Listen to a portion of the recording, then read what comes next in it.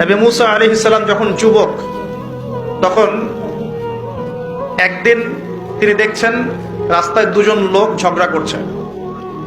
একজন তার গোত্রের, আর একজন হচ্ছে ফেরাউনের বাহিনীর। তো মুসা আলাইহিস সালাম তার গোত্রের, যে তার জাতের, তার সাথে তার পক্ষ নিলেন। তো কোরআন বলছে যে সেই এক ঘুষিতেই সেই ব্যক্তি মারা গেছে।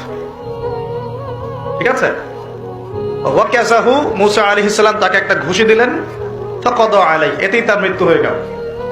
পরের দিন আবার একই ঘটনা ঘটছে। মুসা আলাইহিস সালাম দেখছেন আবার সেই ব্যক্তি আরেকজনের সাথে লড়াই করছে। তখন তিনি আবার তাকে বাঁচাতে গেলেন। তখন সেই ব্যক্তি বলছে, গতকাল কিন্তু তুমি একজনকে ঘুষি মেরে হত্যা করেছো, আজকে কি আবার আমাকে হত্যা করতে চাচ্ছ? তখন এক ব্যক্তি খবর নিয়ে আসলো, মুসা এখান থেকে পালাও, কারণ ফেরাউনের বাহিনী তোমাকে ধরতে আসছে, কারণ তারা মনে করে তুমি একজনকে হত্যা করেছো। তখন মুসা আলাইহিস সালাম মিশর থেকে চলে গেলেন, হিজরত করলেন। এই মিশর থেকে হিজরত করে তিনি এই শুআয়ব আলাইহিস সালামের কওমে মাদিয়ান, এখানে চলে গিয়েছিলেন। এখানে তিনি একটা